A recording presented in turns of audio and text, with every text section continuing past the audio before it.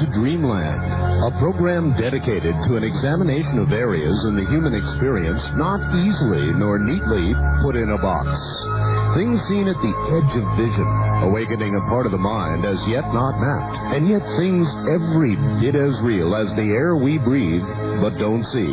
This is Dreamland. It certainly is. Good evening, everybody. Welcome to another Dreamland Sunday evening. I'm Art Bell. My guest shortly is going to be Dr. Karla Turner, published with regard to the human abduction syndrome. A number of books, as a matter of fact. She'll be coming to us from Arkansas. First, though, as always, we're going to turn to Linda Moulton Howe. All the way back in Philadelphia, Linda kind of keeps watch on the UFO community, crop circles, animal mutilations, that sort of thing, the whole spectrum, the whole range. And she does so most times from Philadelphia, which is where I believe we're going to find her this evening. Linda, welcome to the program once again. Hi, Art. Hi. Well, you know, this summer, one of the stories that I have touched on now 2 or 3 times has been the finding of mutilated animals in northern New Mexico. There were, in May, 2 steers on the Eli Hornich Ranch in Angel Fire, New Mexico, which is east of Taos. And 2 of those steers were examined by both a veterinarian and pathologist, Dr. John Altschuler in Denver, Colorado, who confirmed that all the excisions of tissue in both of those animals found the same day on May 14th had been cut with high heat. Since then, there have been other mutilated steers found July 24th and August 17th, and now by this weekend, the 13th animal has been found on the same ranch. Oh, boy. And tonight, I talked with Albuquerque investigator Gail Stalin, who spent this weekend on the ranch, went out to help collect tissue samples for me and for Dr. Altschuler.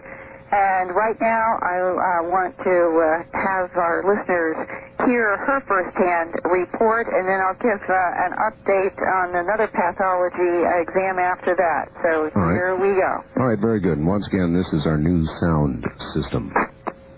It's full with rain north of the water towers, I'd say maybe a mile. So we walked to the site. It was by a little pond, and it was rain on its left side. The rectum looked like it had been poured out. The edges was... Well, it was kind of, it looked like it had been singed in a way. Was it darkened and smooth? Yes, it was darkened. So we went ahead, took samples of that area. We opened up the mouth and noticed that half of the tongue was missing. So we took samples of that. And how was that cut? Just in a straight cut. Vertical? Yeah, straight across. And was it very smooth or any? It was pretty smooth. It didn't look like the buzzards had been on it or anything because the mouth was closed. But the tongue was definitely removed part of it. I would say this bull was maybe 850 pounds. The penis was gone. And how was that removed? It looked like it had been poured out also. Meaning, was it hide deep or deeper? Oh, it was deeper. It was deeper than just hide. Deep. Was it deeper? Like, describe the kind of hole. I would say it was maybe 8 inches round. And it was just a hole. Just a hole where it had been removed. And what could you see in the hole, in the cavity of the body? Well, nothing really. I mean, you could tell that it was gone. You could see part of the rib cage, I guess, was there.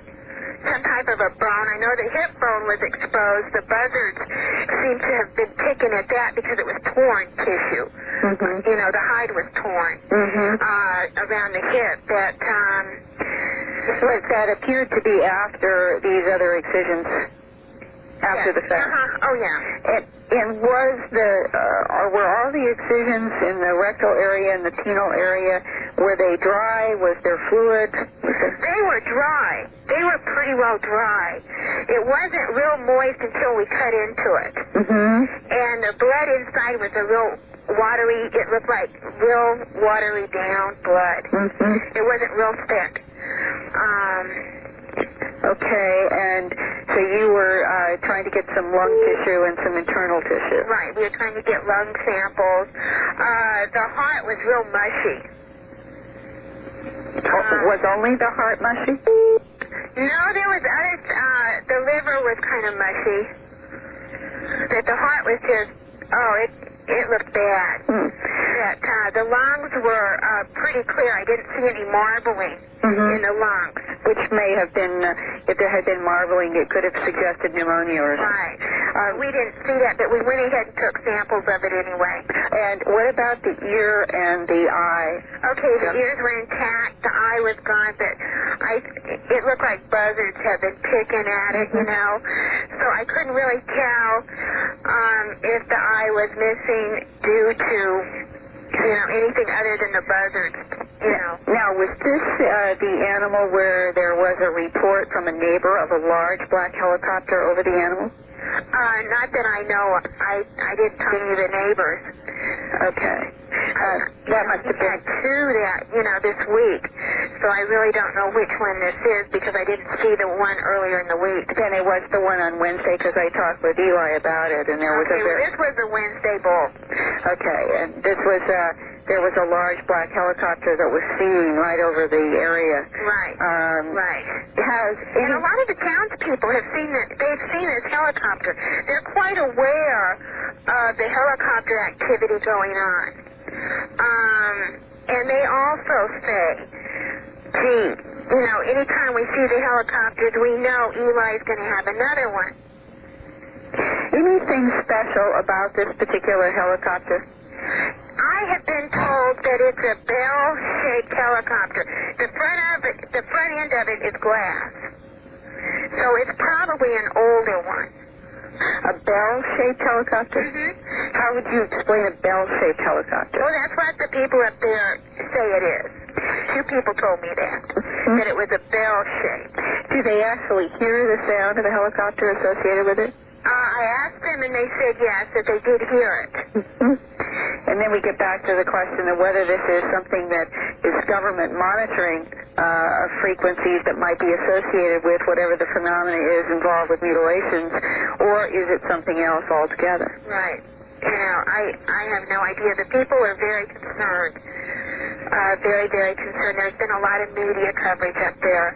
I think they're getting tired of it, but they're concerned. They're glad that we're there to help. They really appreciate it.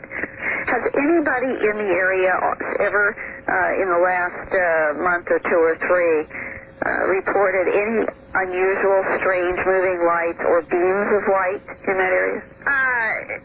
Eli's ranch hand said that he saw something on the other side of the mountains on the Cimarron side that looked like an orange basketball in the sky. When was this? This was back in May, when we went out in May. Okay. So that gives you a kind of overview of some of the activity that has been happening as recently as this weekend in northern New Mexico. That orange basketball description was probably one of the most common reports in the 70s when there were so many mutilations throughout the United States and Canada and other parts of the world. And I think it's also especially interesting that now we've had two this week, one right after the other, both males, and the July 24th mutilation I talked with Dr. Altschuler about. That was about 3 weeks ago, and he said that he has been able to examine the tissue from that one, and again, he is finding what appears to be the suggestion of high heat. So we are going to try to keep at least building up the case files from a pathology and a veterinarian point of view on these animals that is at least separating them from normal disease and predator. Sure. Wow. What a story. All right. Linda, as usual, I want to be sure to get your address out to everybody because I know a lot of people in the audience try to and want to communicate with you. Right.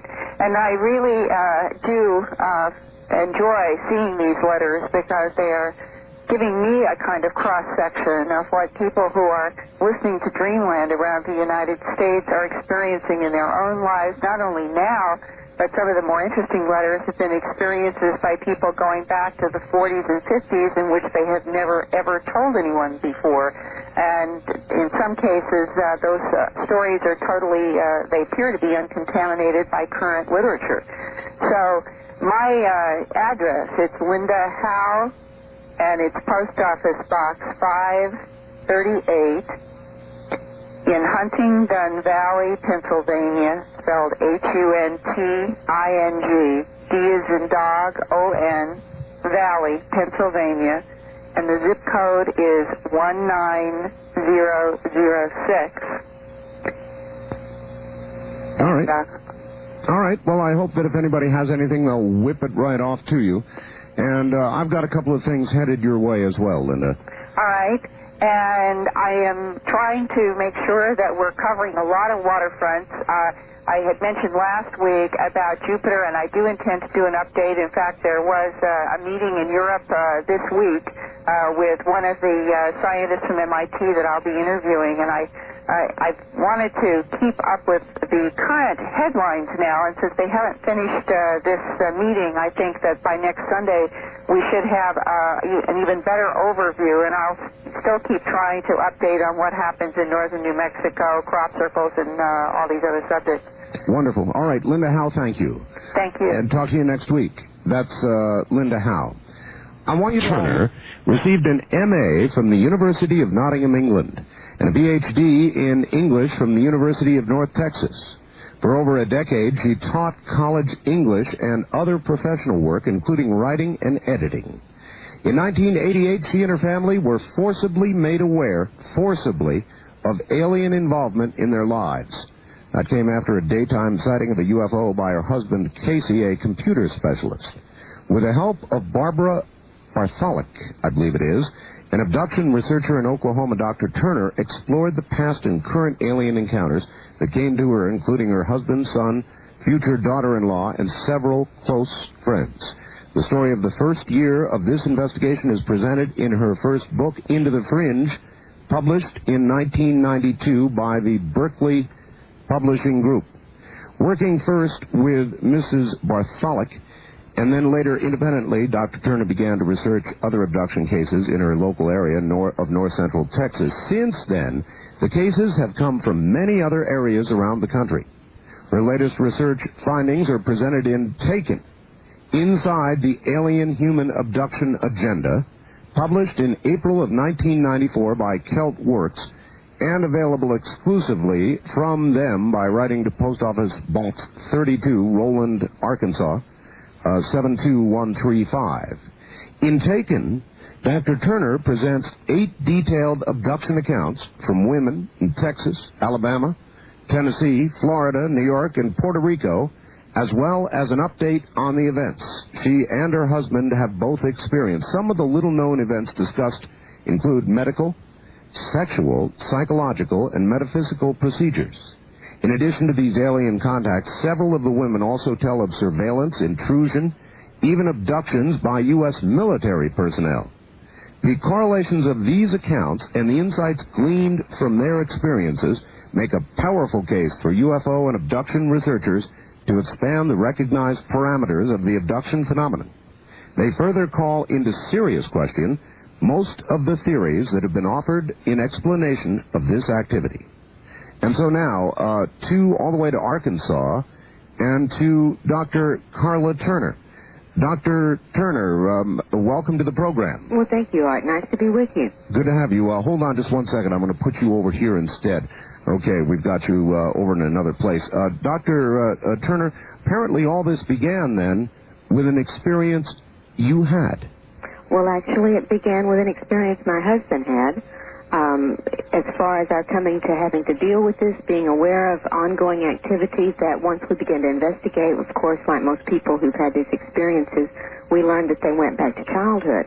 but being aware of what they were, that did begin really with a sighting in December of 1987 of a spherical metallic object over the courthouse in the town where we lived that my husband had. And there was missing time when I went up on the hill to try to figure out what this object was. We certainly didn't think it was UFO. This week sounds like that because it really wasn't part of the thing I thought about or studied in any way. How much of a description did he have of the object beyond spherical? In other words, how close was it?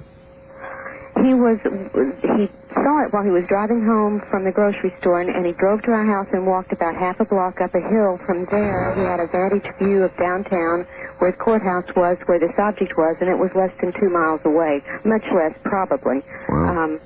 The object was hanging above the courthouse, stationary. There was no movement, no sound. It was not glowing with lights, but it was a burnished metallic color, coppery colored. It seemed to be a total sphere, complete sphere. And it was fairly large, given that it was that close, if it was as close as it appeared to be, which was right over the center of town. And he watched it trying to figure out what the object might be, a weather balloon or even a movie prop. As I mentioned in the book, we lived in an area near Dallas where movies were often made on location. And it really, that was all he thought he was seeing, but he watched it for what he consciously perceived to be less than 10 minutes, and when he turned around to walk back down the hill because he'd given up on figuring it out, a significant amount of time had apparently passed he hadn't been aware of, and it was almost dark, whereas it had been quite daylight when he had gone up the hill. Wow. So then how much time are we talking about? Probably 45 minutes or so. 45 minutes? Yeah, probably. Somewhere around there. Depends on what time. We'd have to go back and look at, measuring the times. We're just guessing because Sure. It was daylight when he went up there. It was almost dark when he turned around. And so then how did he digest all this? He didn't. He told me about it. I wasn't with him. He told me about it. He wasn't overly excited. He was curious because he had never seen anything like it. And he had no explanation. As I said, he didn't even think the word UFO. When he talked about it with me, that never was even mentioned. We assumed it was a movie prop and looked in the newspapers, treated it very ordinarily. But a couple of days later, he did have an unusual event. He found a scabbed-over deep incision on the back of his leg, and he got extremely angry about it for no apparent reason. He didn't know how he got it. It had not been there that he'd been aware of at least very long, because he just found it when it was scabbing and beginning to itch, as a scab will do sometimes. Sure.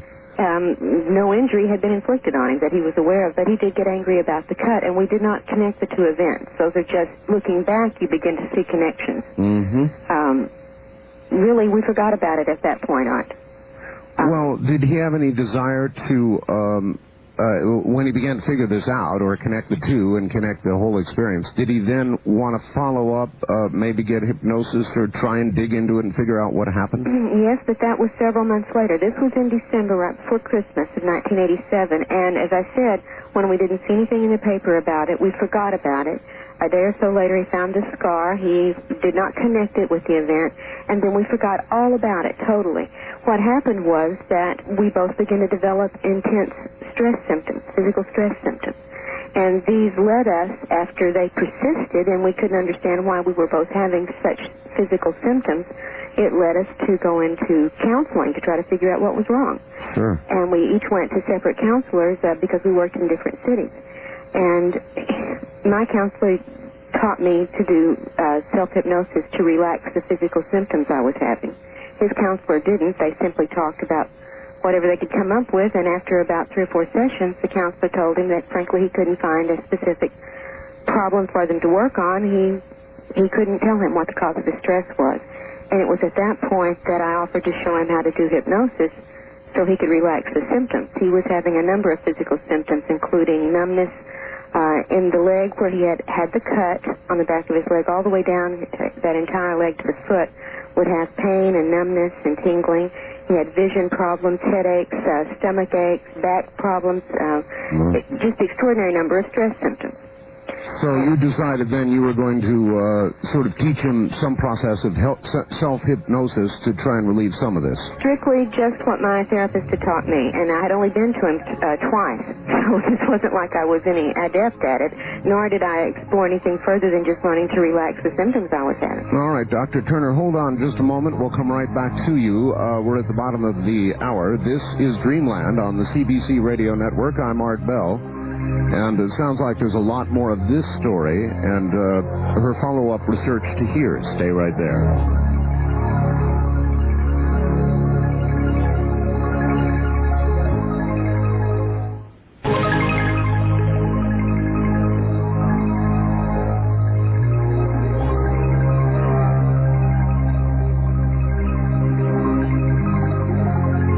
From the Kingdom of Nye, we continue with your calls on Dreamland with Art Bell.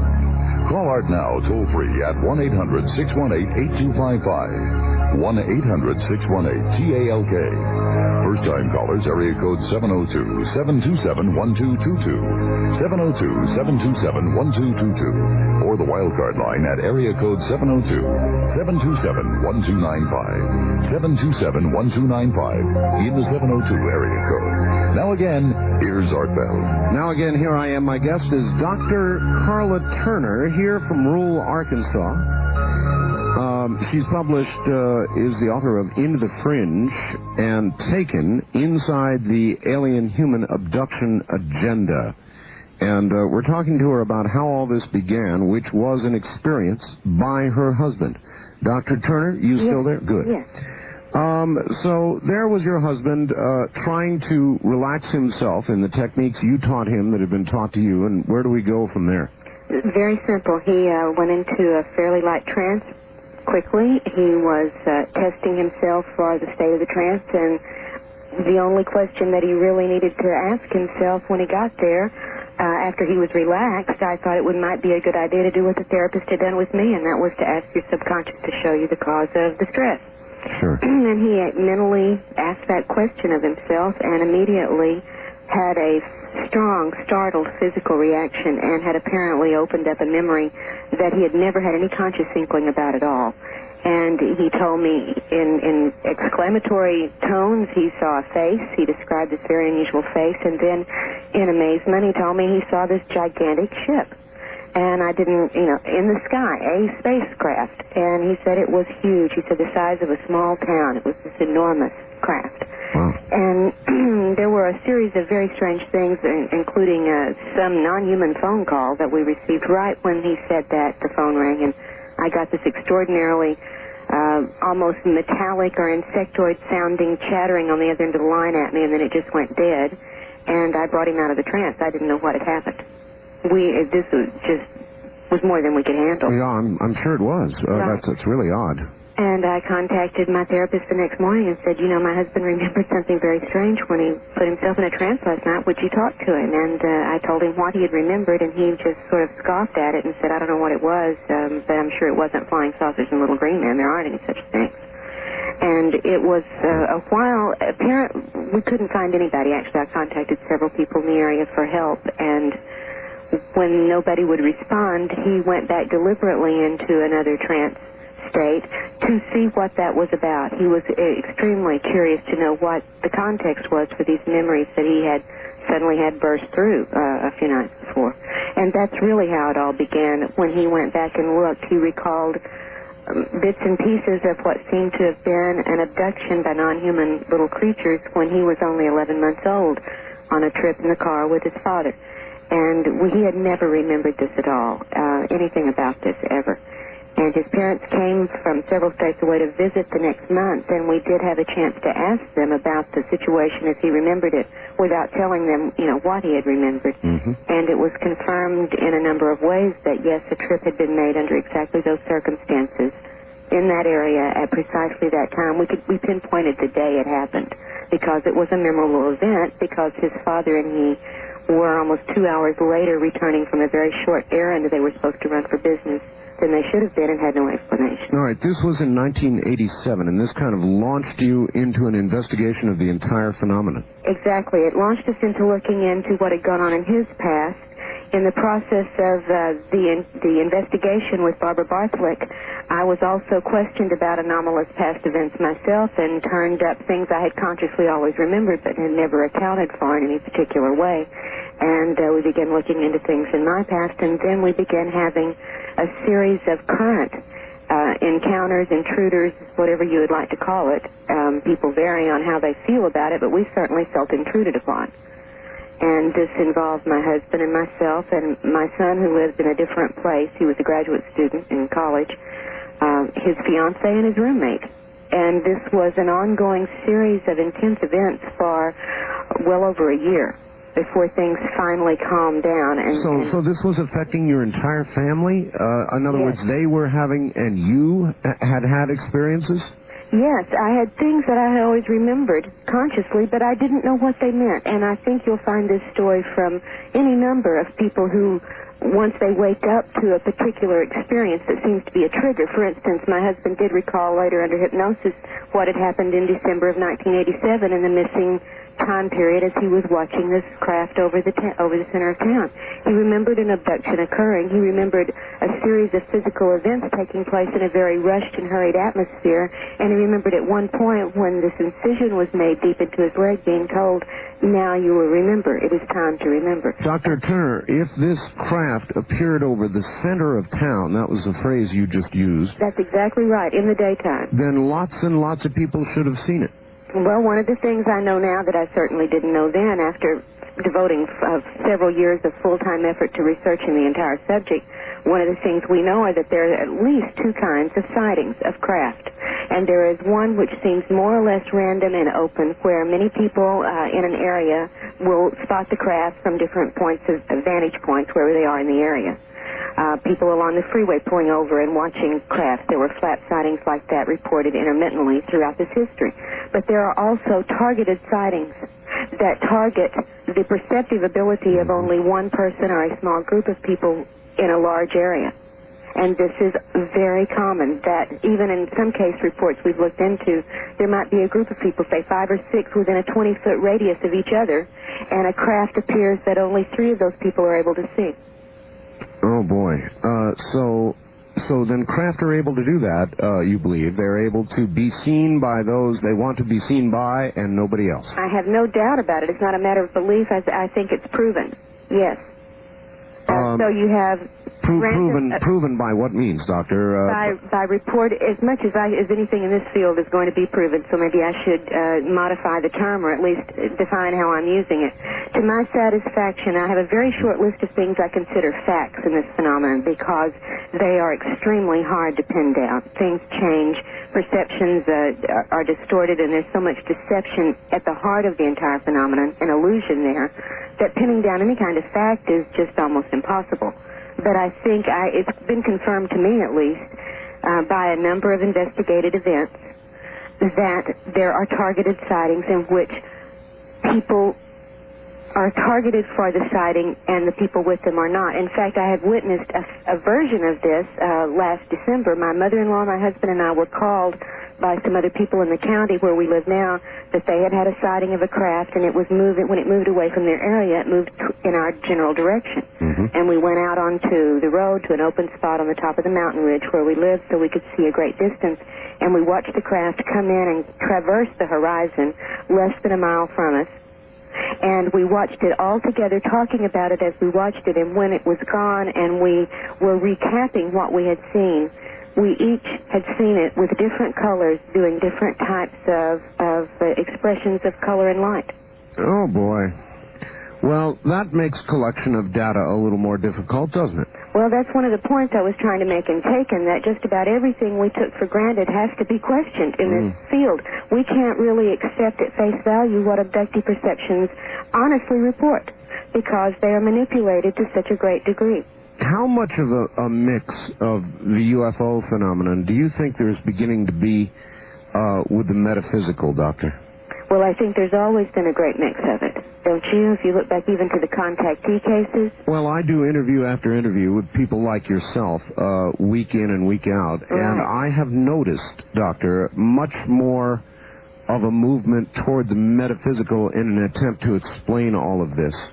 Yes, I think there's a great deal of motivation toward that point of view, both in the UFO community. Factions of the research community promote this view very heavily. It's very difficult, though, for a hard scientist to swallow it. But nevertheless, people like Dr. Mack, who was with us last week, are beginning to move in this direction. And I wonder if there, in other words, as we continue to investigate this entire phenomenon, and we want to approach it through the metaphysical, how do we do that?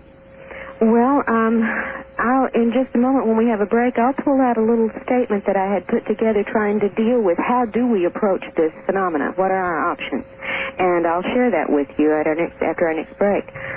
But one thing, we have, whatever one's approach may have been to this phenomenon in the past, there seems to have been such an acceleration of activity in all phases of it since I would say 1986 is just a starting point, although, that's very vague. There's been such an intense increase in activity. I think it has chipped and hammered away at everyone's preconceptions about this phenomenon. How long do you think we have been visited on this earth? Well, I can give you a personal opinion. I can't give you a statement based on data. Personally, I think it may well have been for centuries, if not more than that. In fact, I jokingly, or half-jokingly, talking with another person who's involved in this field a couple of days ago, I said, maybe abductees isn't the correct term really for what we're going through. I said, sometimes it does seem like perhaps everyone has had these experiences and always have. Maybe it's just that something is triggering the species to begin waking up to how to perceive that this is going on, and the waking up process hits individually one at a time, and maybe we're seeing a massive movement toward that. All right. How are you to know, or how can you be sure, or assure us, that the experiences that you became aware of your own and of your husband's were not part of this great false memory syndrome that everybody's talking about? Well, it's limited to what one recalls under hypnosis to begin with, and then elaborates thereof as I understand it. Would you agree with that? Well, false memory? That is the basis of false memory syndrome, as far as I have seen it presented, is that in hypnotic regressions, ideas are implanted and elaborated, and thereafter are counted as real. Yes, that's correct. Well, the things in my life that we began looking into, I had always remembered since the time they happened very consciously. There was no hypnosis when I was, for instance, I remembered the first event before I was 6 years old. I remembered it when it happened. I remembered it the next morning. I remembered it thereafter. What event was that? Waking up in the middle of the night, or coming to consciousness. I won't say waking up, but coming to awareness, conscious awareness, in the middle of the backyard in the middle of the night by myself, as far as my family was not there. And this creature that was very tall and very thin, and in my child way of thinking, I called it a giant grasshopper because it was very insectoid looking, had hold of my arm and was telling me it was my mother, and I was screaming back at it, "No, you're not." Wow. I had remembered that since it happened. That was not something that came up out of a hypnosis session. I had never even delved into it with hypnosis. Did you tell your real mother about that? Of course. Of course. And they dismissed it, as I guess any parent would. Bad dream. As a bad dream. But I was very much aware of being awake and being in the backyard and this creature being beside me. That, for instance, had always been in my consciousness. Another incident that had happened in the 1970s, driving on a daytime trip on the interstate, in a strange, almost solid-looking black cloud-like object had swept horizontally from beside the interstate onto the road in front of me, stopped right over, covering both lanes, and hovered there, and I thought, trying to make sense of it at 70 miles an hour, what an enormously dense black cloud of smoke, wonder where it came from, hope I don't hit anything when I drive through it. Sure. And remember bracing to go through this, and then the next thing I was aware of was seeing it in the rearview mirror behind me, still on the road, and never had any memory of going through it. That I've always remembered. These were not things that came up out of hypnosis. So then your thinking is that everybody, or almost everybody, may have had these experiences?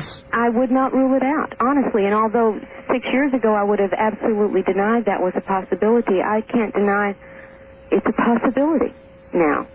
I don't have any way of knowing. It may simply be that we are waking up to something that's been a condition of ours for eons.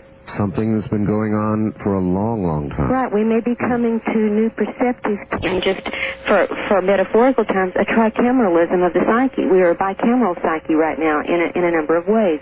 We may be developing a new set of perceptive abilities that will take us to another stage of Is that some sort of process of evolution, do you think? Certainly, either a leap, a mutation, a natural process. You know, when it happens through the generations, there's always one generation at least that's transitional. Mm-hmm. If not, more. If not more. Right. Many believe that the process of evolution is so slow that no single generation could notice a change. But you're suggesting we may be one of those what's the right word? I'm becoming lost here, but we're a transitional. That's the best way to put it. That may be. There are other people whose ideas about evolution are that as long it may well go along slowly for the most part, and then there are unexplained, quirky little leaps where it is fairly fast. For instance, the evolution of the Homo sapiens has some quirky little leaps in it that are not explained. All right. Well, you're on a fascinating tangent. Hold on just a moment, and we'll come back to you. Dr. Karla Turner is my guest. Do you think we're in some sort of transitional... What a fascinating concept. It's a new one. Some sort of transitional change. Fascinating. Never thought about it that way. We'll be right back. It's not... are you there? Yes, I sure am. Good. All right, so perhaps we are some sort of transitional generation, and we're all slowly becoming aware of this. That would also, by the way, be validated by the interest in programs like this one, and it is amazing how much interest there is. Yes, there is. This is part of a lot of people's awareness as they've studied this in the last few years. I think I had a real... advantage not knowing anything about the entire field or history of ufology when we were thrust right into the middle of it.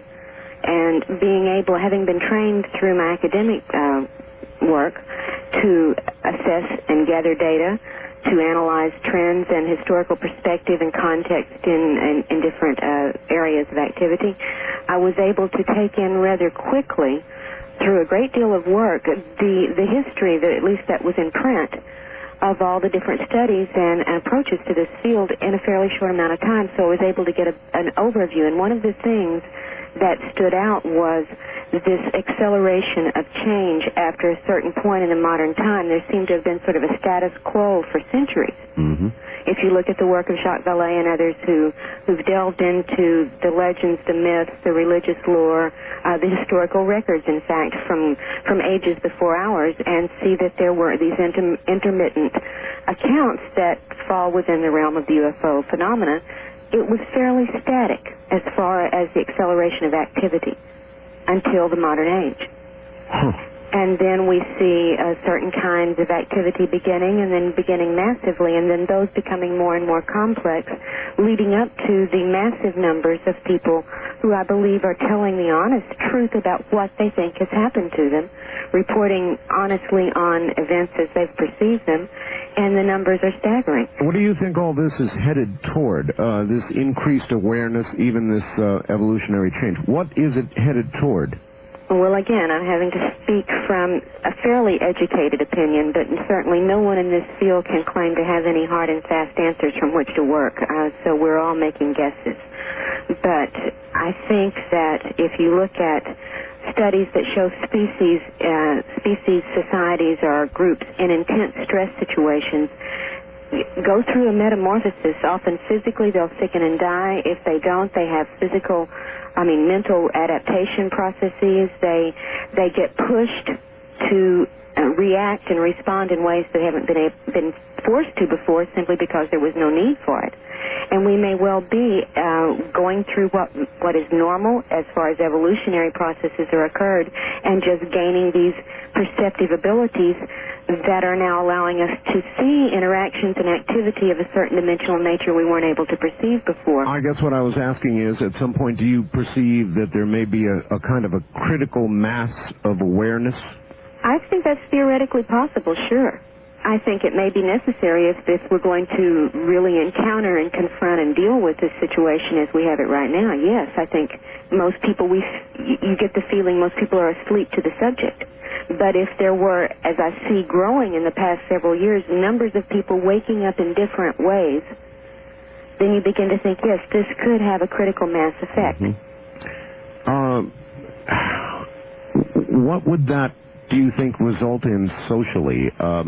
If somehow we all began to become aware that, oh yes, not only have we been visited for hundreds of years, we're being visited now. It's occurring to many, if not most people. And it's not a visit. Yeah. It's something quite different. Well, okay, let me take off down that road. What is it?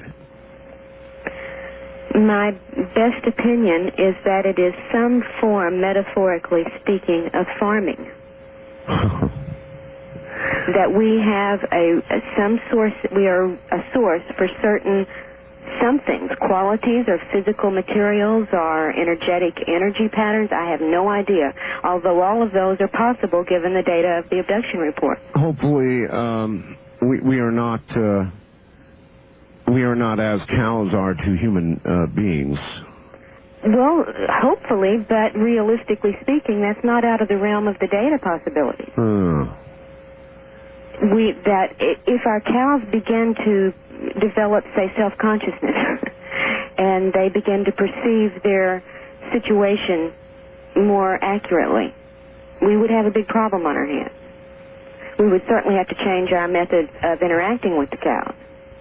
And when we see the changes that have accelerated in the past few years, 10 years, in this phenomenon, you begin to wonder what's made them change from hundreds of years of fairly static procedures. Would you think that if that was the scenario, that, if you'll excuse the expression, our creators intended for us to be self-aware or not? I think it may be one of those ironic accidents. And again, I'm theorizing. You're talking theory, I'm going to talk theory back, but I'm not going to talk any theory that goes greatly against the data as I know it. All right? Well, that's fair enough. All right. We are at the top of the hour, so hold your response if you would, please. Okay. We'll be back to Dr. Karla Turner, who's coming to us from rural Arkansas, and we'll talk more about abductions next. This is Dreamland. It's just not fitting. The boxes are very limited. One thing we have to be committed to is, I think, researching the widest possible body of data instead of being very selective because of personal biases or personal preconceptions about what we're going to consider. But the problem is when you put it in the box, you don't have a good fit. If what's going on here were known to someone, it would be worth the rest of the world's attention, certainly, to know what the answers might be. I don't have any. We were talking about theories a while ago. Certainly everybody's got a theory. I would like to comment on something you did say earlier, though, about perhaps these creatures might have been our creators. Yes. I think probably if we wanted to examine a variety of evidence types, including some of the more ancient records, we might find that they could be considered more correctly perhaps interloping farmers. Interloping farmers? Well, the way that we, as a species, the human species, has taken over wild animals time and again and domesticated them and genetically altered them for our benefit. Well, that's true. While we certainly did not create cows, we could be considered their farmers, couldn't we? Exactly, and we've genetically manipulated them through the centuries through selective breeding programs in the beginning and then through more laboratory-type methods in the recent years. All right. We use cows for food. Right. While you don't rule that out with regard to how the aliens may be using us, what is your best guess, based on your research, as to what they're doing with us? Well, they're doing a variety of things with us, and this is what makes it hard, Art. We know they're taking certain kinds of substances from us. They take sperm, they take ova, they may well be taking fetuses if we can trust the perceptions of the people who've reported this. They take body fluids, they add fluids to our system. They take flesh samples, hair samples. They take energy. In fact, one of the more common things that I began to run into when I was making connections with many other cases of abduction reports was a phenomenon that some people call being vacuumed, where you're in a totally normal physical energy state, and then as if a switch were thrown and a vacuum sucks all your energy out, you totally are without any energy. It's more than exhaustion. When it's happened to me, I couldn't even move my lips to talk. And it took 15, 20 minutes of recovery time to regain energy. So they certainly are taking energy in some way. All right, I've talked to a lot of people who call up who think they have been abducted or tampered with in some way, and they have awakened in the middle of the night to a paralyzed state. Is that a common report? Sure. It's a common report. They either wake paralyzed or become that way soon after perceiving entities or a light in the room. Yes. But if it were all just happening in the bedroom, I think we'd have a very different phenomenon. You know, of course, from the other calls you've gotten that it happens to groups of people at the same time. It happens in the middle of the day, on the highway, in town, at parties. So we're not dealing with something that's easily explainable as a night phenomenon, but that does seem to be a very, very common occurrence. And again, your view is what? That there's a genetic reason, perhaps, for all of this experimentation? I think part of it may be, given the kinds of reports we have, that they are certainly doing something that's quite physical in both its aim and its procedures, that this is not a spiritual phenomenon primarily, as some people would very much like it to be. The purpose of a spiritual phenomenon is not being served by a number of procedures that are reported over and over again in the abduction scenario. These are very physical concerns, brain operations, blood alterations, implants, for instance, which would really have nothing to do with a spiritual phenomena. That's true. What is the state of the research into these implants? I know that we have actually some physical samples of implants. What is the best available evidence? Do you know? Oh, very little, to tell you the truth. The best available evidence I've heard recently has concerned reports of analysis into a number of potential or alleged implant objects, but so far nothing has turned up that is easily explained. Some are completely terrestrial materials, but that still doesn't explain who made them or for what purpose. Others appear to be just anomalous in the sense that they can say what it isn't, but they can't really say what it is, nor, in fact, that it's extraterrestrial in origin. All right. Is it necessarily extraterrestrial in origin? And I go back to my visit last week with Dr. Mack from Harvard. He said that, look, a lot of these implants that have been analyzed have turned out to be very terrestrial in terms of the materials in them. Exactly. Dr. Mack is not blind to the possibility that these creatures, whatever they are, may come from either another time or another dimension, but in fact from this Earth, on some plane, from this very Earth. And if that would be true, it would explain the materials being common to this Earth. Certainly, if they had been interacting with our species for a long, long time, they would know very well the materials on this plane or this Earth. Sure, they would. Wherever they come from, if they came from another planet, if they came from another dimension, if they came from a dimension parallel to ours on this planet, those are all possibilities because we don't have any answers, and they certainly behave as if they dimensional hop. In a sense, they manipulate dimension. They manipulate time. There's no doubt about that. And their physical activities, as we've observed them, show they manipulate spatially. All right. In your book, Taken, you go into 8 separate cases. Right. Apparently, all women. Yeah, this time around, I focused on 8 different women's cases. I thought it gave one of the points of doing this project was to give an adequate sampling of in-depth reports, so that correlations and comparisons could be made. And I thought it was one more factor that was part of the correlation process that these cases all happen to be women. The book I'm working on now that should be available by December concerns one man's case. So I don't just work with women. I don't want to leave that impression. All right. And by the way, there are very few by number women who are UFO investigators or investigators in your field. Most of the people investigating in this field seem to be men. Have you noticed that? Of course. Yes. And it's not been easy to be one of the few women in this field, I'll have to say that, although some people have made very good efforts toward me, but still I think not only do I have that strike perhaps against me considering the numbers of women who aren't in this field, but also I have a strike in some people's eyes against me because I have had personal experiences that in some people's thinking is a contamination that means I shouldn't research.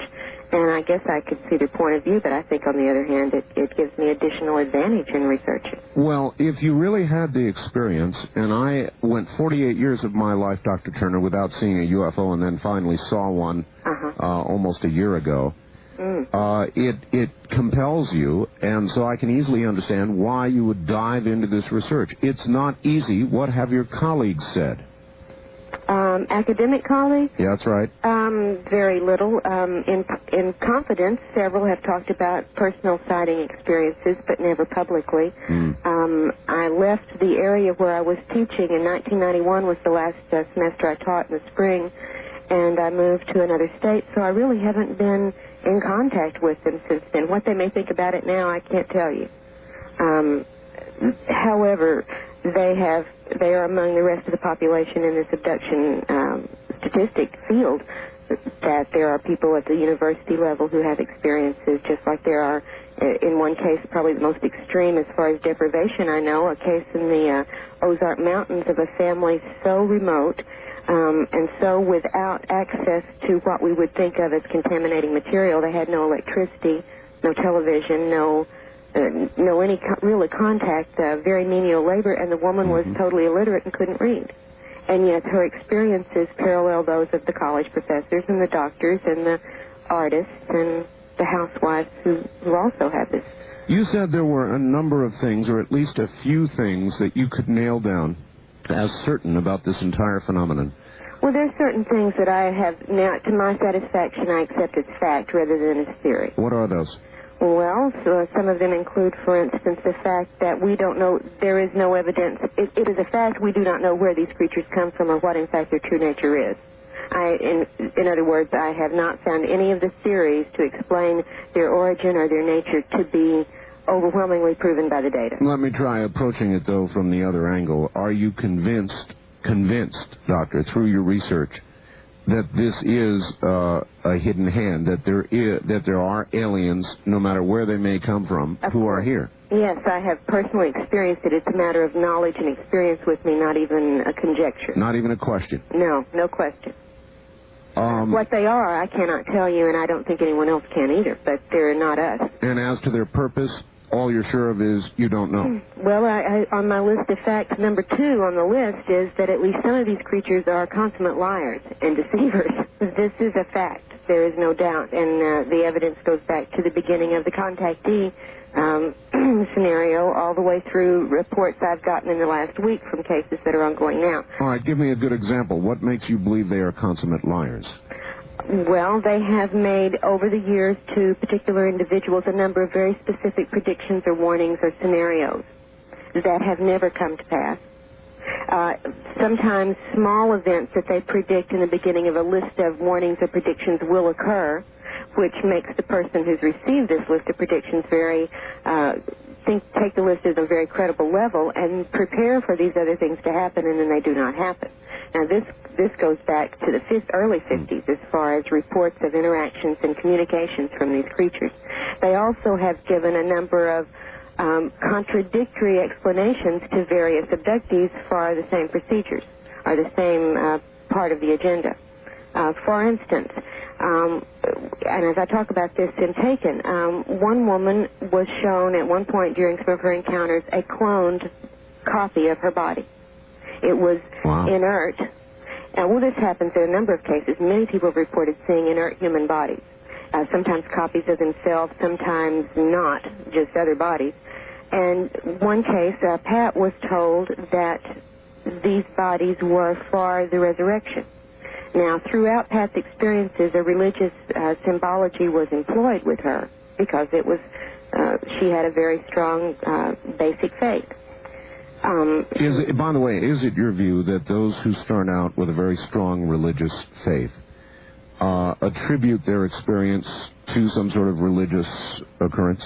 I think they may tend to, and I think that tendency is greatly amplified by the programming of the aliens themselves. They'll take on whatever guise works or follow whatever procedure really accomplishes their program. Let me take it from their point of view for a second. Why do you think that these beings are not connected to what we think of as traditional religion in some way? A lot of religious people will say, well, these are devils, or they're angels, or they're spirits, and this is not an area we should be even looking into.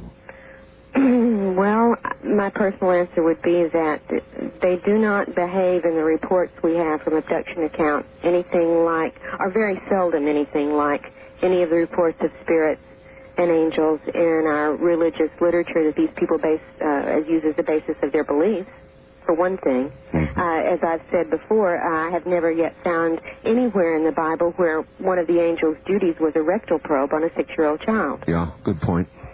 Good point. All right, now that's a starting place for questioning that. Secondly, the entire range of their procedures with us make that very suspect. The physical activities are numerous, and nothing like this seems related to a spiritual agenda, if that's what they were pursuing. I will agree that they indoctrinate and program us throughout these encounters, if that's going to be effective with us, to take it on a spiritual level. For instance, with Pat, when they first abducted her entire family back in 1954, the creatures told her that, she said, "Are you angels?" And they said, "Yes, but not as you have been taught." Oh, boy. Yeah, but that works with Pat. In another case, with Lisa, she was also shown a clone of her body. And she was not told anything about a spiritual use for this when the resurrection, when Jesus returns and we get our new bodies. No, she was told instead that this body, well, it was used in a sense to threaten or warn her that if she were not cooperative with the ongoing program of whatever it is they're doing with her, that she could be replaced by this body and no one would ever know the difference. Those are not consistent answers. I wonder how many of us have been replaced. Well, in the next book that I'm getting ready to publish called Masquerade of Angels, we're going to delve into exactly that question because the... Oh, that is the title of your book, the working title, Masquerade of Angels? It is the title. It is, yes. Oh, what an intriguing title. What made you pick that? Well, I hope you'll get a chance to read this story and you'll probably see for yourself. It deals with one man's experiences, a psychic, practicing psychic for more than 20 years, a man named Ted Rice, who began his work in Atlanta and is now in Louisiana, has lived a number of places, and grew up intellectually and spiritually grew up into the spiritualist, metaphysical, what would be the precursor of the New Age movement very early on, very intensely, very actively. Dealt with what he thought were spirit guides for a number of years, until he had a massive, very intense abduction experience by obviously not spirit creatures aboard a spacecraft, along with a number of the neighbors down the street where he lived. So he did a quick reassessment. He did begin to look for some explanations. Nothing his spirit guides had ever given him had anything to do with this, had ever prepared him or discussed it, whatever. So we began this has gone on for several years now. The investigation into his lifelong series of events is probably more in-depth than any one investigation I've been involved in, and we've got a number of signed affidavits attesting to the veracity of the accounts. We've done hypnosis with a number of people after their conscious recollections have been recorded. The verification of these series of events is extraordinary, and among those, we have to deal with the question of cloning and replacement, and in fact, the nature of the human soul, and what we may not have understood about it all along. The nature of the human soul. Exactly. Because one of the things I will not discount, one of the things that's on my list of facts is that these creatures show a for me, very disturbing interest in the human soul. That's very interesting, Doctor. I did a series of interviews with a friend of mine whose name is John Lear. Do you know that name? Yes, I've heard Mr. Lear speak on a couple of occasions back in the 80s. Mr. Lear, in latter interviews, and I'm going to do another one, I hope, with him soon, referred to the human body as a vessel for the soul. That the aliens regard our bodies as a vessel for the soul. Have you heard him say that? I've not heard him say that, but I've heard a number of abductees who have reported being told that and having that lesson stressed to them by the aliens, and I think there is a reason for that. Certainly, one of the things not only in much of the alien contactee and channel material, but also in the New Age movement in general. All right, Doctor, I've got to hold you there. We're at the bottom of the hour. Stand by. We'll be right back. This is Dreamland.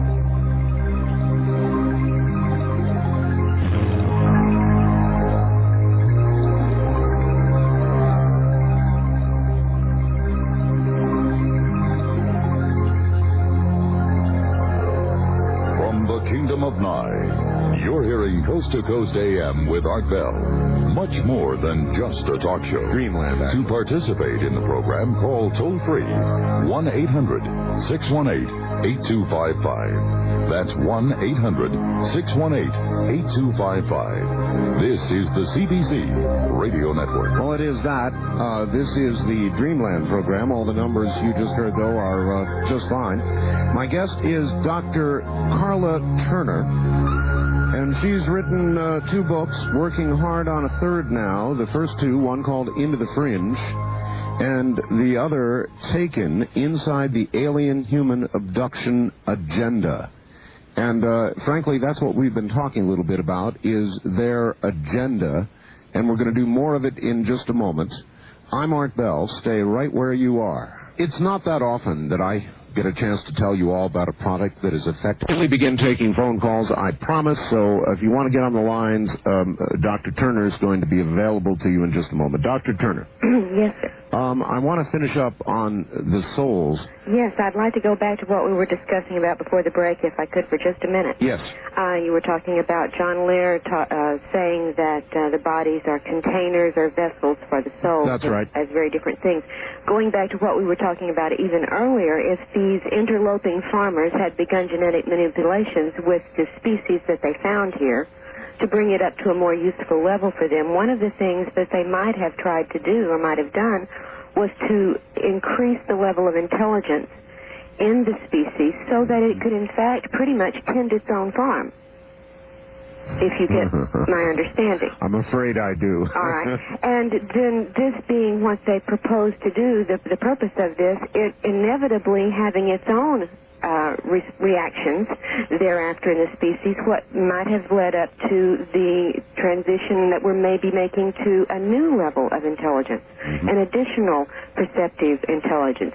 And if that were the case, and you knew that your cows were waking up in this manner, wouldn't it be one of the things you would want them to very much believe, something you would want to instill in them very deeply, to de-emphasize the value of their physical nature and physical existence? Yes. Wouldn't you, if this is a product you are using in some way, wouldn't you want it to not have be placing a great emphasis on its physical nature? And one of the things that they very often do tell abductees and contactees is that the body is of no importance, it is just a container, don't worry about it, free yourself from it. They downplay our physical existence very greatly in part of their programming. And I think I can see a reason why they might be doing that. If they regarded us as we might regard cows who are slowly awakening, yes. Right. Ooh, right. It's very unsettling, disturbing thought, though, for an awful lot of people. I know it is. It's for me too. But when you start looking at the straight data, the real reports, not being censored and not being doctored in any way, you have to consider how do we account for all of this stuff. And we see over and over that they take from us, that they manipulate our understanding and screen our understanding of what they're doing with us, and they're doing a great deal of physical work with us, which seems to be also as transgenerational. We've seen that an ongoing genetic sort of program, perhaps. And if we were waking up to the fact of our being used, our being a resource, certainly they would not want us to be overly attached to our physical existence if they're using it. No, I do agree. All right, I've got to do this. Let's go to the audience and begin to take a few calls. You've given me a lot to digest. On our toll-free line, you're on the air with Dr. Karla Turner. Hi. Hi, Art. Where are you, sir? I am in Seattle. Seattle, all right. Great show tonight. Thank you. Great show. I really enjoy listening to the doctor. Now, you were saying that there's been reports of, like, bodily fluids being taken. Yes. Is that correct? Yes, that's right. Now, what if, say I was abducted 20 years ago, what are the odds of me receiving a phone call from Mars, collect, and somebody wanting child support? I mean, if I have a son that's 20 years old on some other planet, what are the odds that I might meet him? Well, I think that's a humorous way to look at it, but I don't think you have to worry about it. If you were going to meet him, they'd probably make sure it took place. I would like to say, however, that I am not at all convinced they are actually hybridizing and breeding the way that they have very strongly led us to believe. I think there may well be something else going on, and that is a cover story in effect. Great. So I wouldn't worry about any little babies out there. As far as having living, breathing, individual, soul-like existence as we understand it, no. Certainly they do take our reproductive material, and they're doing something with it. The evidence does indicate in some ways that they may well be using all that material to grow their little gray worker machine. Wow. Instead of making hybrid children as the point of their work, it may be a resource for their slave system, their machine system, their industrial equivalent, whatever you'd like to call it. All right, thank you. So, Doctor, the Greys, as we call them, you may regard as sort of worker bees? Well, I certainly have, in my physical encounters with them, had a very strong and deep and clear impression that they were not soul-bearing creatures. People have reported over and over again that they don't seem alive, there's no emotion, there's no soul energy. In a number of these worker sorts that come in and do sort of routine procedures. Yes. And they are remarkably fetal, they're remarkably humanoid. They may be a genetically manipulated version of the fetus, grown and developed in certain ways as a dedicated program machine. Do you think, Doctor, this is way out in the speculative area, but do you think that we were supposed to become aware, or do you think that this growing awareness that we appear to have is an unexpected byproduct? I think that it's likely it could be an unexpected byproduct. It may well be something that we would naturally have evolved to on our own without genetic intrusions at a much later time. It may be that there are other forces than human and alien who are also employed in the universe who may be helping in some way to wake us up. All right. There's a lot of possibility. On the wild card line, you're on the air with Dr. Turner. Good evening. Good evening, Art. This is Jim in St. Louis. Hi, Jim. Dr. Turner, thanks for doing the show. You're very welcome. Art, yes. First of all, I had a question for you. I just was curious. I listened to the last couple of shows you've done the last couple of weeks, and you always seem to hint at you always seem to ask your guests about the creators. What is your personal theory as to the creator bit? And as for your guest, yes. Dr. Turner, yes. What exactly are we talking about as far as the numbers go for this kind of this phenomenon? And is it happening worldwide? I mean, outside of the country? Yes. And is there research being done in other countries? And also, I had a couple of theories that I wanted to run by you. The implant thing, being of organic materials that aren't otherworldly, isn't the best? I mean, I buy into the theory that that's just simply so that they're not detected. I think that it works that way very often, yes. Okay, and secondly, I was reading Dr. Jacobs' book, Secret Life, and I was trying to figure out if I was being abducted repeatedly, and I had to put a stop to it. I mean, I was trying to think of ways that I would try to prevent this abduction experience from reoccurring. Right, I can and as I know that they don't seem to like, I mean, these beings, they don't seem to care for video cameras being around. They want to remain secret.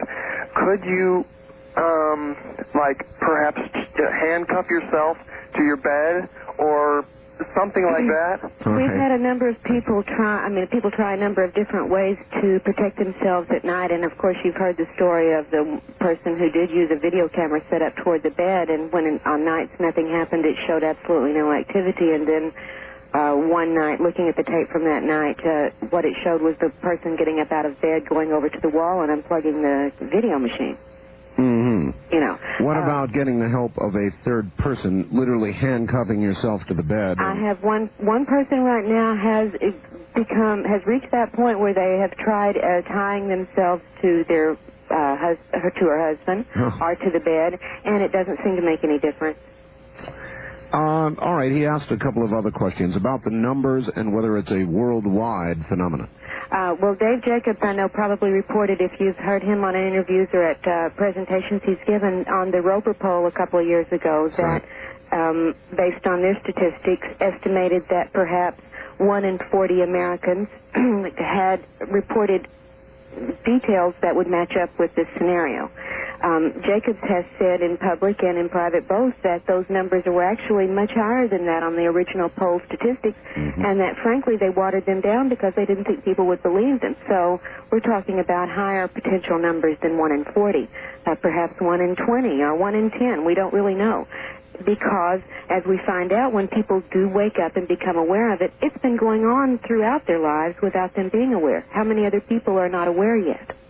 There are a lot of people not aware, Doctor, and one phenomenon I've noticed from doing this kind of program is, of many of those who are not aware, when they're confronted with the kind of information you've been giving tonight, they respond with outright anger. I mean, they flat get angry. Absolutely, and that's a fear reaction. That anyone who has a very, very strong reaction, either obsessively or in angry and denying terms, one wonders what motivation, because that is not a typical, normal, unaffected reaction. And I can understand it. I don't want this to be true either, and I certainly have not been, I don't know that I would have ever chosen to be aware of it, to tell you the truth. All right. On our toll-free line, you're on the air with Dr. Turner. Good evening. Hello. How are you? Fine. I'm Kimian calling from Portland, KEX. Yes, ma'am. Hello. I just want to make a few calls. Great show tonight, or a few comments. I feel that there are answers to these questions. Each weekend on Dreamland, we keep hearing, we don't have the answers, we don't have the answers. I had an experience in 1986, so similar to Dr. Turner's. I, too, in Las Vegas, saw a craft in the middle of a busy intersection with my husband at that time, and no one else saw it. And I've often wondered if that's a phenomenon that other people have experienced. My life changed after that. I did much research, and a lot of my research has led me to books and that involve people channeling information from beings through telepathy, the same way that these abductors communicate through the abductees. I know a lot of people are, skeptical when we mention channeling. I'm one of them. Yes, I'm another one, because there's no possible way to verify anything that they give us, much less the source of the channeled material. And I'm just a very skeptical person, I hope by nature and by training both.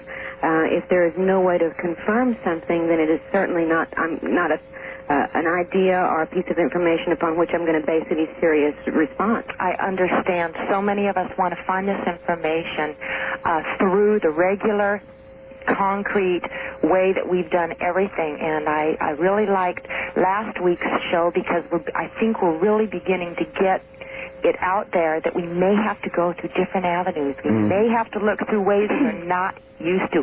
We may not have things that are concrete. Right. I think we are being pushed to that, absolutely. Of course this is we just are. what we were talking about with perhaps the transition to a species with more perceptive abilities.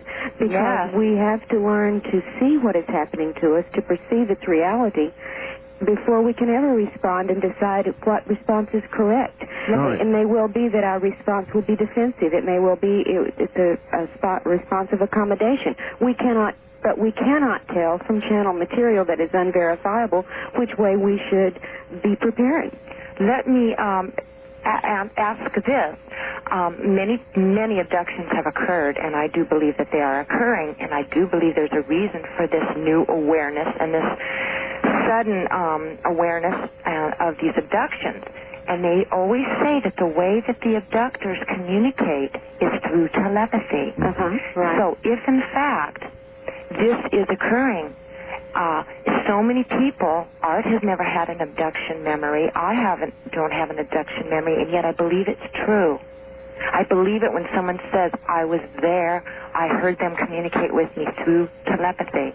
Well, I have very, very close friends, and myself, I have telepathic abilities, but I can't prove it. Just like the people who are on board can't prove they've been abducted. We have to start taking another viewpoint. All right, I do agree, but Dr. Turner, I've got to admit, I'm one of the ones not very comfortable with the way you're laying it out. I don't know why. It kind of puts me on edge.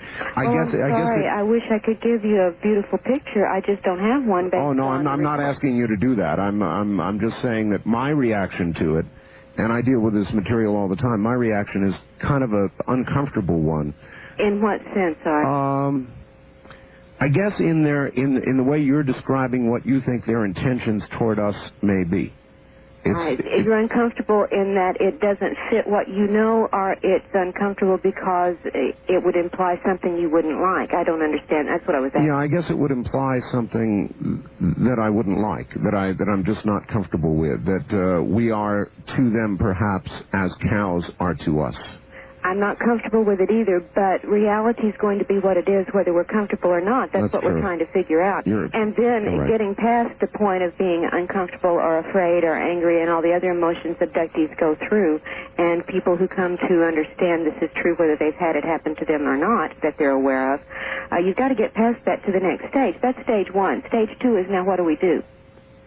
Okay, I'll bite. I like that. What do we do?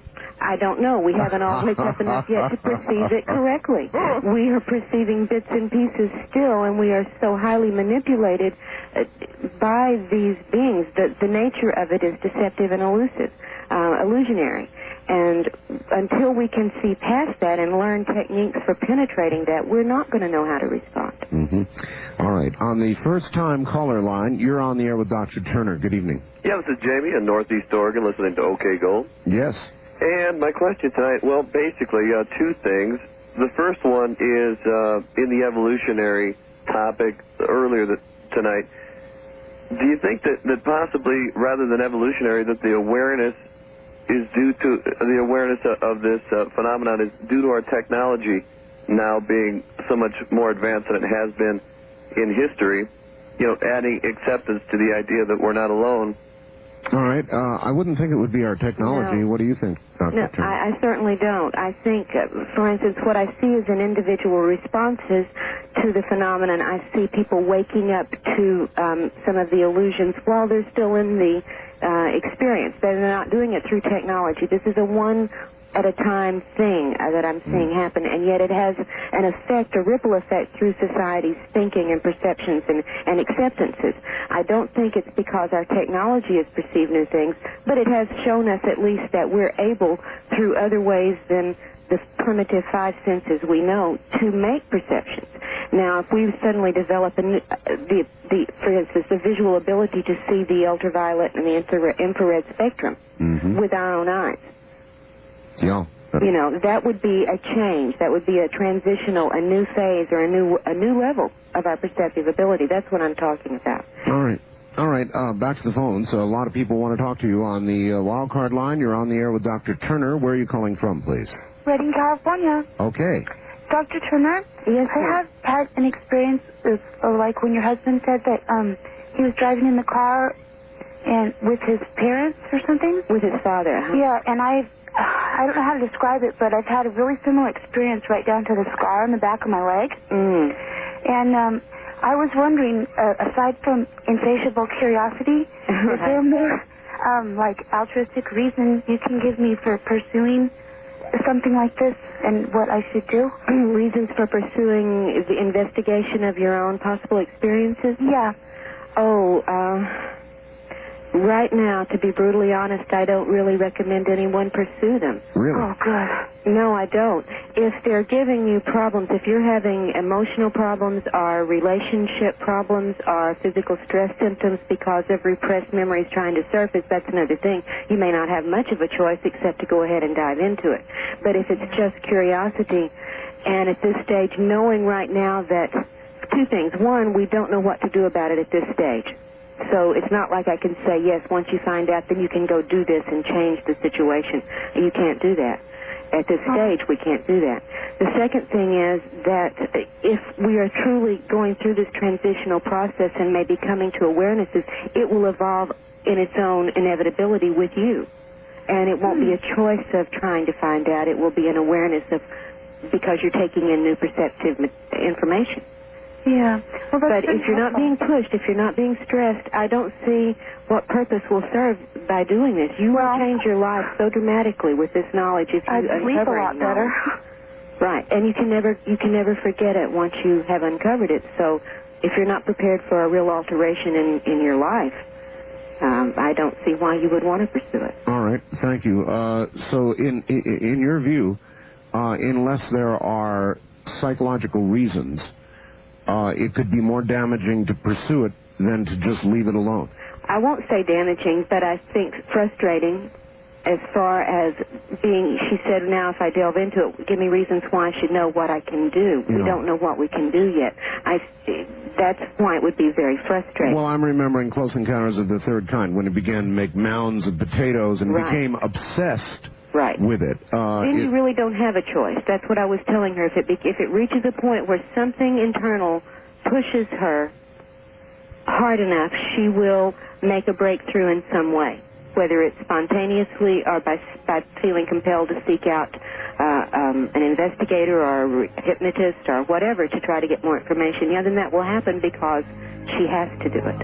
All right, Dr. Turner, stand by. We'll come back to you. Break time. You're listening to Dreamland, kind of a disturbing one, on the CBC Radio Network. Dr. Turner, hi. Hi. All right, a lot of people want to talk to you, Dr. Turner, so I guess we'd better stay with the telephones. That's fine. To them we go, and the toll-free line, you're on the air with Dr. Karla Turner.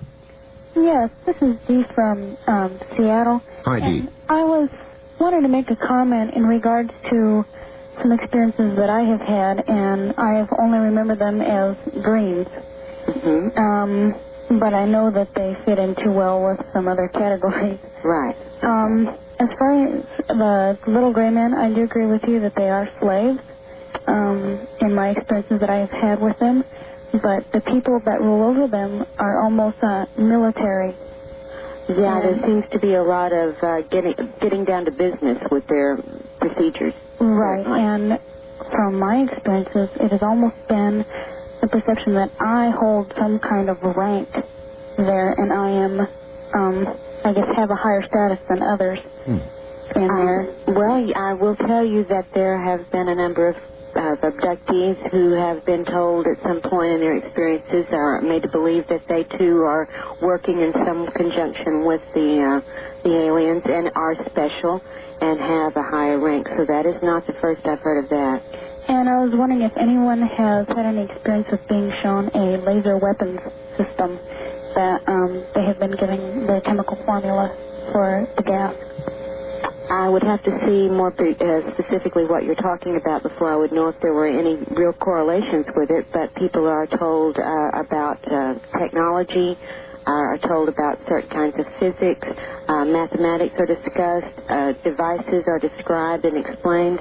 This, too, is part of the program. In fact, one of the most extraordinary things I think I remember hearing, not in a case I investigated, but that someone else had, involving 3 women abducted in the New Mexico area, taken to what they all 3 recalled as an underground facility of some sort where both non-human and human personnel were employed, and one of them saying that she put on a certain type of outfit and went to a machine, I guess an equivalent of a computer console type setup, said she punched in her code and then began working. One of the other women, however, went through the typical on-the-table examination. So it's, we don't know what perhaps the examination would possibly lead to an employment of some type. Well, it was just an extraordinarily strange situation. Of 3 went abducted, 2 were examined, and 1 went to work. All right, thank you, ma'am. Dr. Turner, stay good and close to your telephone for us. All right. All right. Again, on the wild card line, you're on the air with Dr. Karla Turner. Good evening. Hello there. Hello. Hi, I'm calling from Northern California, Art. Yes, sir. This is Sparky. Your guest there has lots of right-on ideas and researching. Dr. Turner, it is? Yes, sir. Oh, yeah, it's probably been found out with all your research that Earth has a history of being sort of spiritually retarded, so to speak. I can't say that that's been the finding of my research, no. Well, with what I hear, that, well, you're kind of getting the idea. I haven't been able to listen to the radio, so it don't really come in too good. Okay, so I'm lost that we're... All right. Well, perhaps I misrepresented it. For our capabilities, for our natural capabilities, I think we are a fairly spiritual species. And again, circling back, we were not necessarily, in your view, meant to begin this awakening, to in other words, realize what's going on to us, with us. That may be right. sort of a byproduct. Right. It could be an unhappy result of something unforeseen from the manipulations they have been doing with us all along. Mm-hmm. Or again, it may simply be part of a natural process. Whatever stage we're at after their manipulations, we still continue to change. Okay. On the first-time caller line, you're on the air with Dr. Turner. Hi. Hi, this is Debbie from St. Louis. Hi, and, Debbie. I had a question about if they are interloping farmers, then how do you explain the purpose for aliens showing women their hybrid babies and telling them to hold the child? Right. There's a number of possibilities that could explain it. One female who had gone through this process was very clear when it was over about her assessment of why they were doing it. She felt it had very little at all to do with the actual well-being of the child, that it was more of an experiment or test-type situation to elicit certain emotional responses from her for whatever purpose that they needed them or wanted to study them. She felt that it had very little to do with the baby. The responses of people to these so-called hybrid infants that they're shown and told belong to them in some way ranges from instant love and bonding to repulsion to bewilderment to rejection. There's not an overwhelming sense across the board that these are really their children. There's that scenario being presented for them, but whether it's an accurate one or not, we don't know. So there's no sense of what they're trying to achieve with that kind of union. Well, I can see a number of reasons they might want to, but again, we're theorizing to bond us in a certain subordinate position, to convince us on some level that this is a benevolent interference, to elicit more cooperation from us. If you're bonded by sharing offspring, that's a pretty close bond. It sure is. You're not always in equal relationships in that bond, however. Certainly there would be, reasons for that kind of approach in the setup from their point of view. All right. On the wild card line, you're on the air with Dr. Turner. Good evening. Good evening. This is Jody, KOH Reno. Hi, Jody. Hi, Doctor. Why is it, the last caller hit on it a little, why is it that it's only the people reporting about the hybrids that you seem to doubt? And also I'd like to know, who is it that you think the Bible is referring to when it speaks of demons and angels? Thank you. All right. Great questions. I appreciate it. First off, I don't mean to imply that I doubt that part of the abductee story. I do not. I know very deeply that these people are telling the honest truth. And it's a matter of whether what they saw and thought they experienced is the actuality or if it is something else. One of the things I talk about in Taken and we'll be discussing in more detail in A Masquerade of Angels is a capability these creatures have called what I call virtual reality. I borrow the term, I admit that, where scenarios are created for a particular targeted person that feel to all the senses as if it is actually occurring when in fact it is not. And we've had a couple of cases where it has been witnessed by people outside this targeted person's sphere of activity who have watched. In fact, I talk about this in the first chapter of Taken. Two people unaffected watching a third person going through an experience that to her was absolutely real, and she was awake while it was happening, and they were in the room with her. But what she was convinced happened was not perceivable to the people unaffected by the energy field that had coalesced around her. All right, demons and angels. Demons and angels. I don't know what demons and angels meant to the people who wrote about them originally. I'm not in their mindset or in their frame of reference to know what they specifically meant by it themselves. I just know we give it a lot of different interpretations now. These creatures have capabilities that seem supernatural to us, but they would not perhaps seem that way if we had equivalent technology or if we had equivalent perceptive capabilities. I don't know if that's why we've always put these creatures perhaps on a supernatural plane. Well, she said, what do you think the Bible was talking about when it mentions demons and angels? It could have been talking about creatures like this in some instance, in some cases. I don't really know. I think that makes sense given some other things that are recorded not only in the Bible but in other world religious documents. All right. On the toll-free line, you're on the air. Good evening. Good evening. This is Fritz from Phoenix calling. Hi, Fritz. Dr. Turner, yes, when will the medical profession that does abductee research, like yourself and many, many other doctors out there, psychiatrists, realize that the abduction scenario must be turned around in a positive direction? You can't stop it. You know it's going to continue. Get the fear out of the program. I agree with you entirely. There are two things going on in the abduction field right now as far as I can tell, and one is abductee therapy, which is the major activity going on in the field, which is exactly what you say, helping people who need the help learn better how to cope with the scenario that they cannot change. That's therapy. I agree. I don't do therapy. I'm doing research. That's a totally different thing with a different goal and a different approach. But certainly, yes, you have to learn to cope. However, I would point this out also. It is the minority, as far as I can tell, of abductees who actually need medically trained mental health professionals to assist them in coping. Most of us have had this since our early childhood. We have already found coping mechanisms, or we wouldn't have reached adulthood sanely.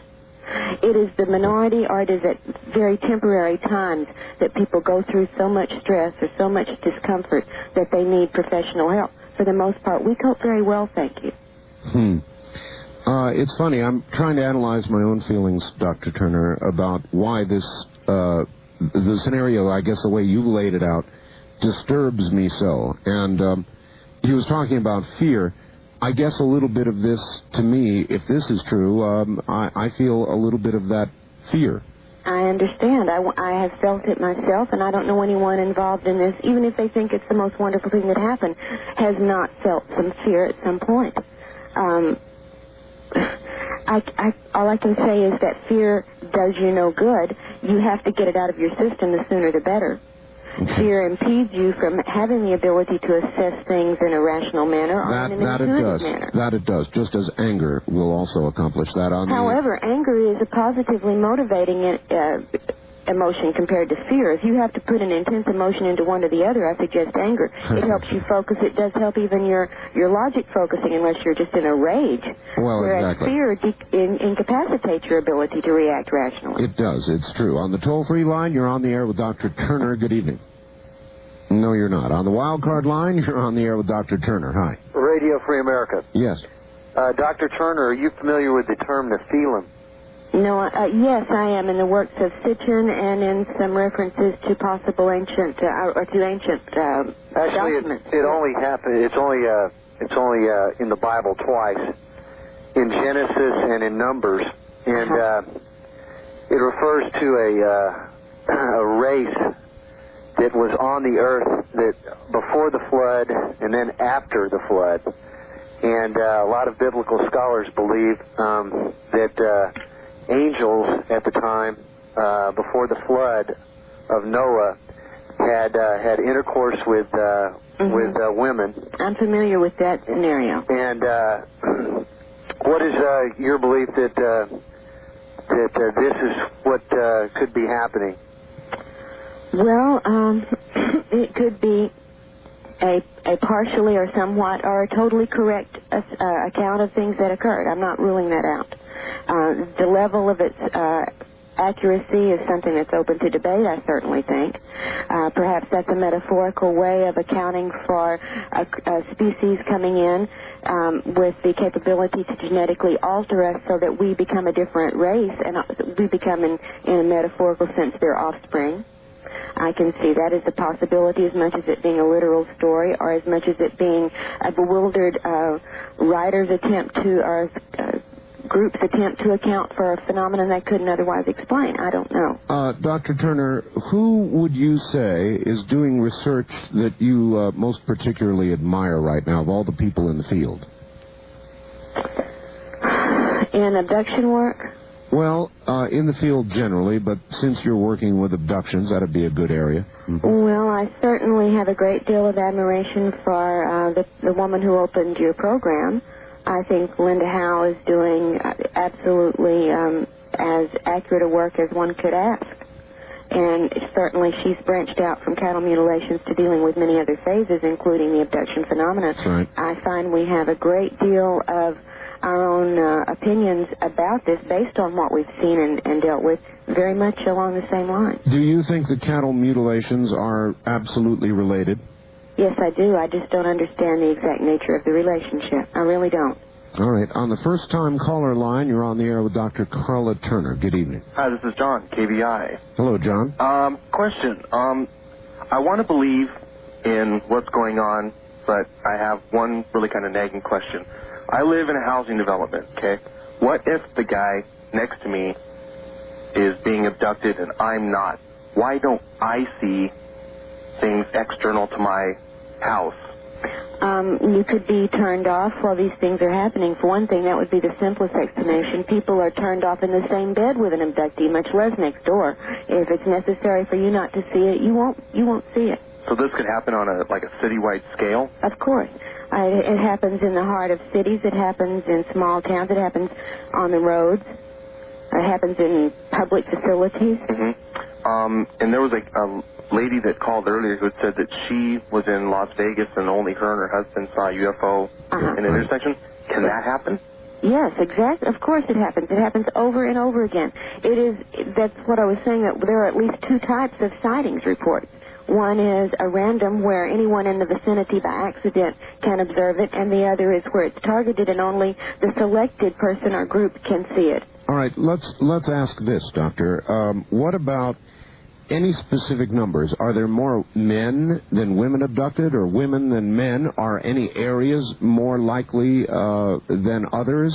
Is there anything you can pin down as you start to look at all these reports? Not a thing. Not a thing? Not a thing. No more abductions in this country than in France? I would not. Per capita. I would not think so. There is a research going on in various areas in Europe very intensely and seriously, if quietly, and sometimes not so quietly. There is research going on in China, in Russia, and the former Soviet Union. There's research going on intensely in Japan. There's ongoing research in South America. I would think the cultural differences would make a great deal of difference in how many are reported. Yes, that's where the difference come in on the question of men and women both. People who have run statistics on their own cases, like Jacobs and Hopkins and others, I think find a fairly even split between the sexes, fairly even. We find it in all ages, from cases like in my husband's case at 11 months old, or even younger, up to people becoming aware of it for the first time in their 60s, and then finding out it had been there all along. I was going to ask about children. A number of researchers concentrate on children because they feel the possibility of coming up with evidence that is believable might be greater working with very young children who haven't been exposed to programs like this, for example. Well, they're being exposed to them from a very early age. They're being exposed to programming by the abductors, not by the media. Programming begins, I think, immediately with these recurrent abduction patterns. So yes, they're getting programmed, just not from us. Which brings me back to one of the things on my list of facts, and this is fact number 3. During encounters, the human's perceptions are controlled, and so are the conscious memories, in a number of ways. Also controlled are the human's perception of pain, or the lack thereof, feelings of physical, sometimes sexual pleasure, emotional responses. We know from the data of the reports over and over again, these are controlled, not just monitored, but manipulated. All right, Dr. Turner, stand by. We're at the bottom of the hour. We've got one more segment to go. It's Sunday evening, and so, of course, this is Dreamland. I'm Art Bell. Stay right where you are.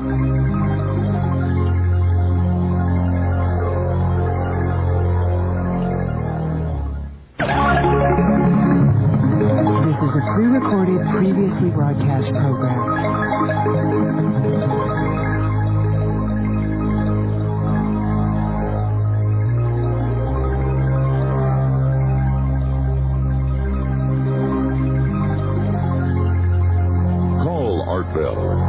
In the Kingdom of Nye, toll free at 1-800-618-8255. 1-800-618-TALK. First-time callers 702-727-1222. 702-727-1222. Or use the wildcard line at 702-727-1295. This is Coast to Coast AM on the CBC Radio Network. Well, no, it's not. It's Dreamland, but the numbers are good. Good evening, everybody. My guest is Dr. Karla Turner. And the subject, of course, is abductions. And Dr. Turner, I'd like to ask you, what about, we haven't touched on this yet, what about the supposed great government cover-up? Is it your view that our government knows what's going on? It's my experience that there are government agencies of some sort involved in gathering information about this phenomenon as far as the abductions are concerned. I can at least tell you that from first-hand experience, and I think the research of people in other aspects of this field have pretty much confirmed through a number of methods and means that there is government knowledge of something going on and some extent of involvement in studying it.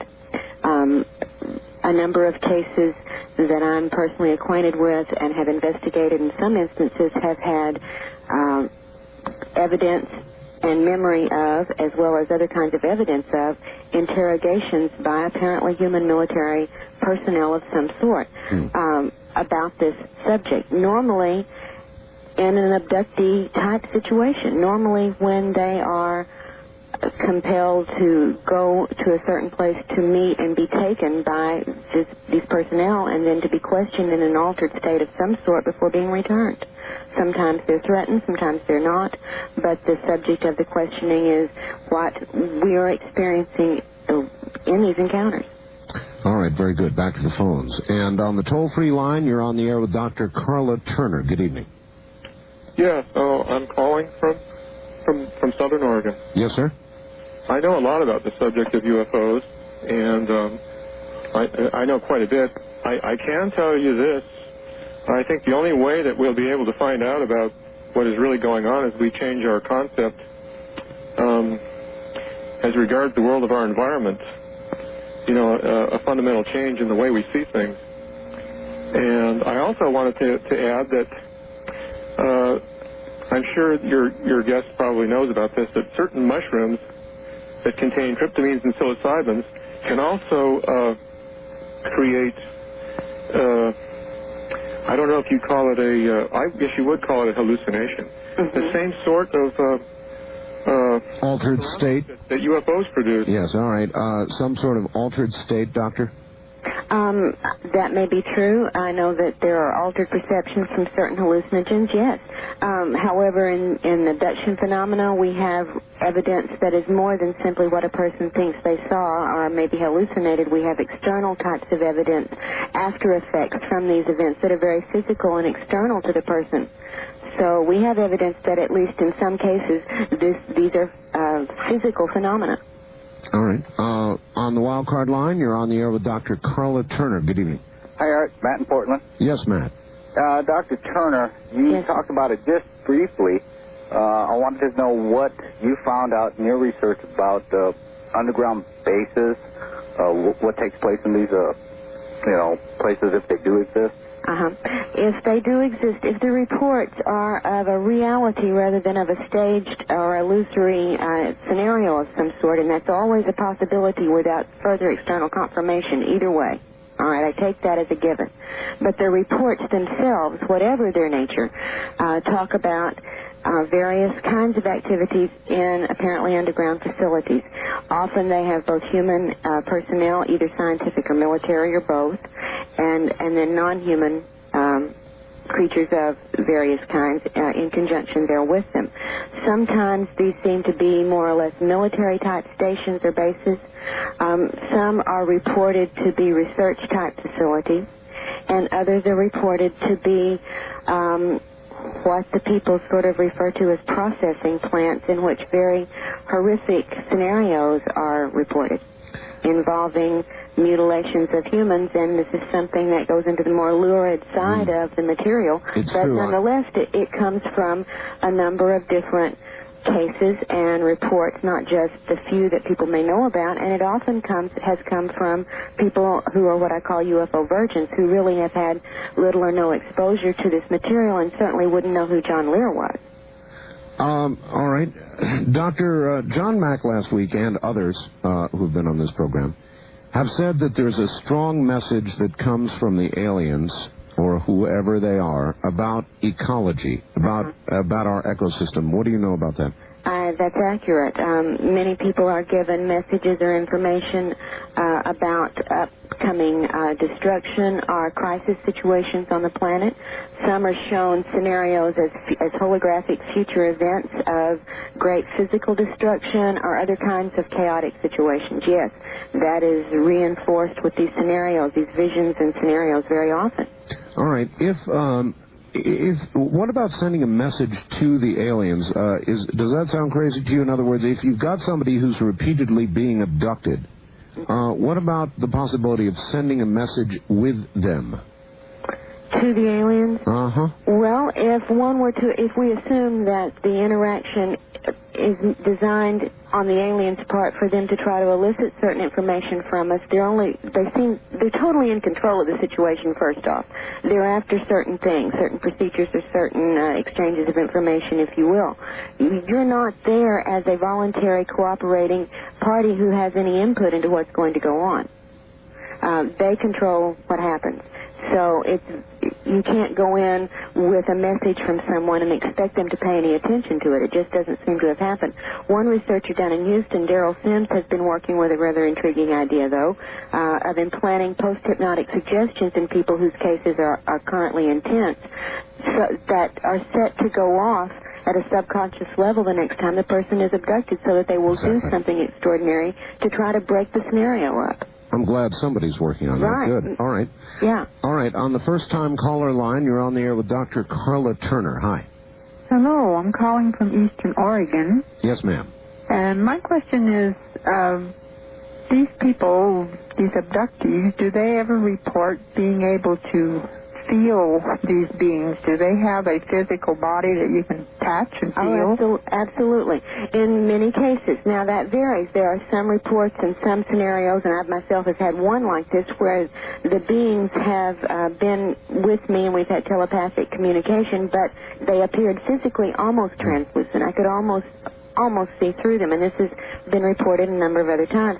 At other times, they physically are quite there, and they touch you physically, and they can do things to you physically that leave physical marks.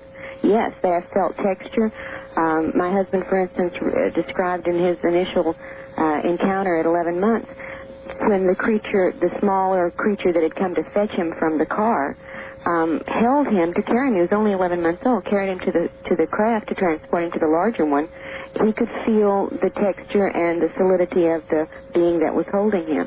When he was aboard the larger craft and a different type of creature was with him, examining him closely, he even reached up and recalled touching inside the creature's mouth. This was not one of the little grays with the non-functional mouth.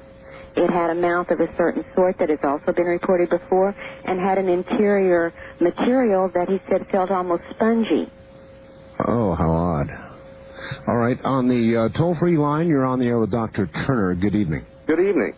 Yeah, I had a comment based on an earlier caller's question, and all right, sir, where are you? I'm in Seattle. All right.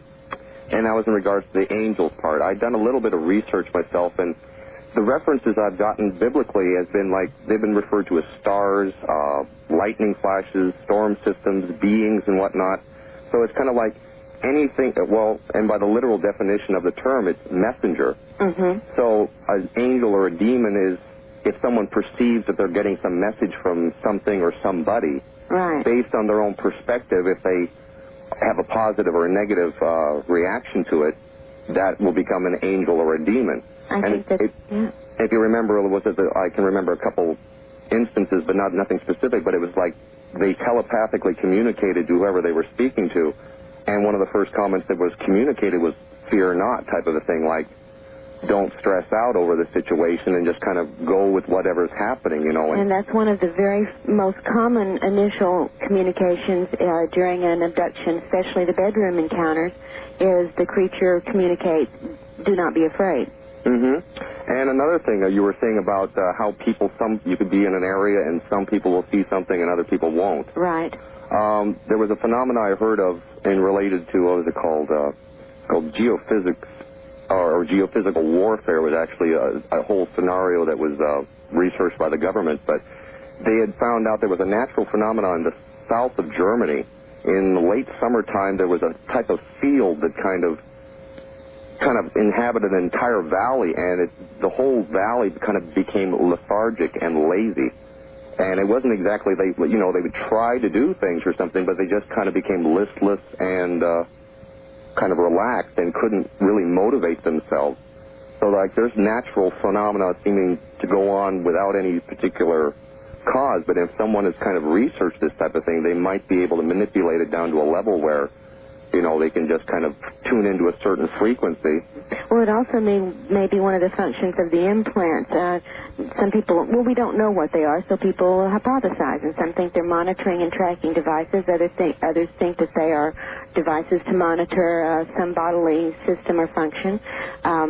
We have some evidence also that they are used to control in a number of ways the person in whom they're implanted. All right, Doctor, we have one last break. Hold on just a moment. We'll be right back to you. My guest is Dr. Karla Turner. This is Dreamland. Do you remember the time when you... Hi there, Dr. Turner. Hello. It's been quite a program. You pull no punches, and if information about this subject is negative, I've noticed you're not hesitant to present it. Do you think a lot of researchers hesitate to do that? Yes, I do. I think that even admittedly they do. For one thing, there are some people whose concerns also include getting as much general acceptance by the mainstream scientific, medical, educational communities as they can, and you cannot hit them with this full force with all of the raw data they feel. They try to make it more palatable so that they can bring the person or the group or into this more gently, more slowly, where it becomes more acceptable, and they can learn to at least open up and think about these subjects. I can understand that. Also, it is a frightening situation sometimes if what we see is taken at face value. The trouble is right now we just don't know if it should be taken at face value. With virtual reality capabilities, any number of things can be presented for our pseudo-experience that are not actually there. So we're dealing still on a very primitive level with what in this is real. I ask this of a number of researchers, and I will ask you. Given a choice, if you were about to be abducted, Doctor, and you had the opportunity to do it, would you run like hell, or would you sort of lay back and just experience what was about to happen to you? If I had a choice to experience it or not, that's right.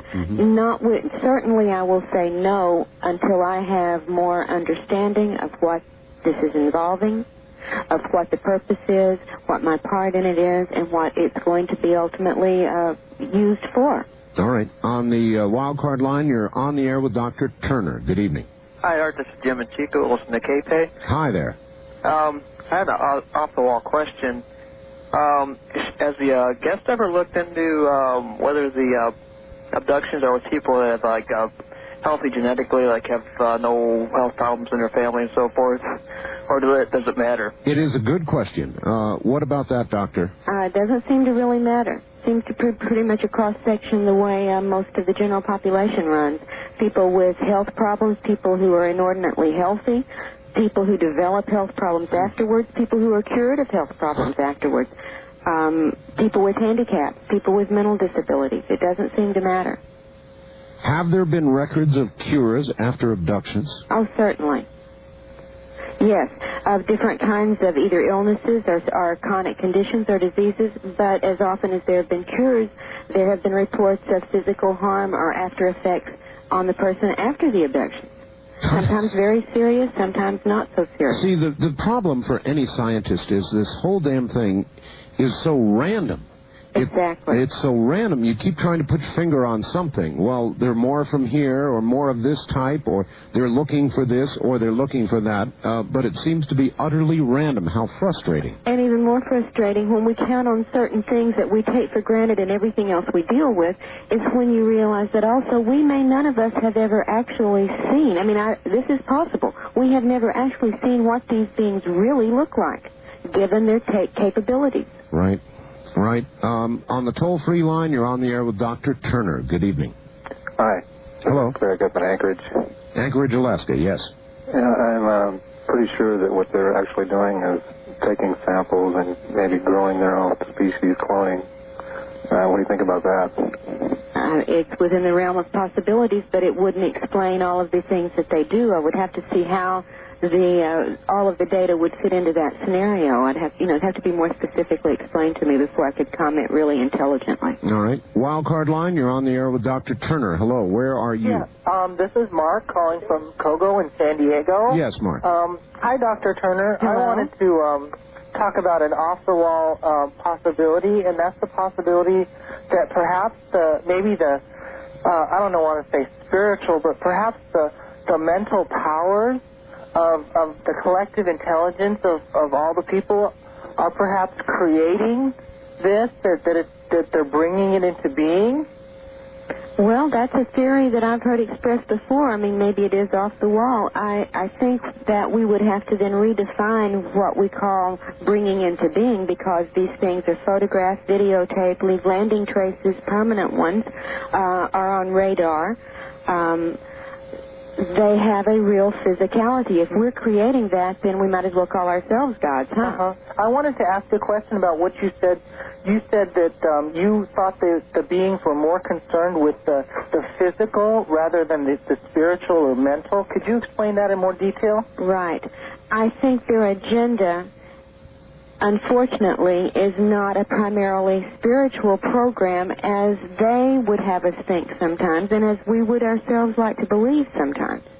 That they are here simply for, say, assisting us through an inevitable transition phase of some catastrophe, or assisting us to make the transition psychically and spiritually to the next dimension or level. Things like this are reported very frequently. I don't think that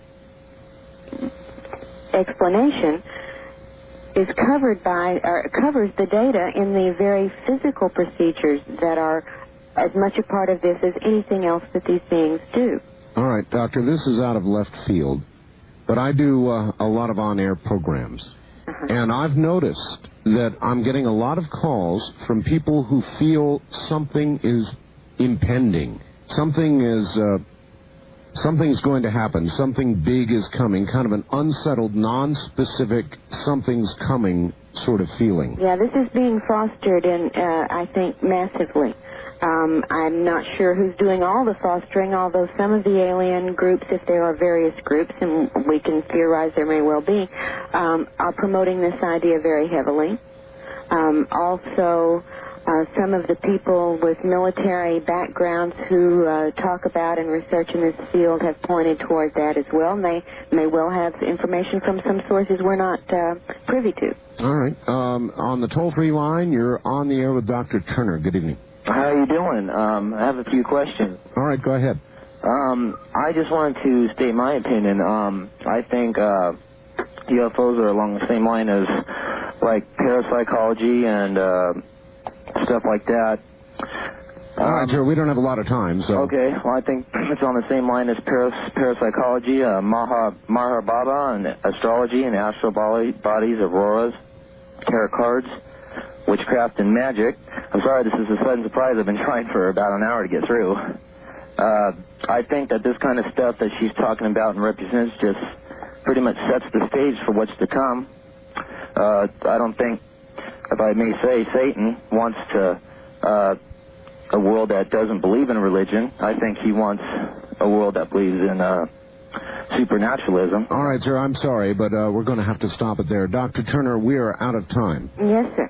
I'm terribly sorry. We're going to have to do this again. You've been a very good guest. While it's been unsettling, it's been fascinating, and I would like to know that you would come back and do it again. I would very much like to. There's so much material we didn't even get close to talking about, and I would love to do it again at any point. May I add one thing about my book? Sure. It is not now just exclusively available from us, although I'd be happy to take any individual orders, but many bookstores, especially the ones that carry this material routinely, can get it from a number of distributors nationwide now. Good enough. Thank you, Dr. Turner. You're very welcome. Enjoyed it greatly, Art. Take care. Anybody who wants a copy of this program or any Dreamland program can get it by dialing 24 hours a day, 503-664-7966. 503-664-7966. Good night, everybody.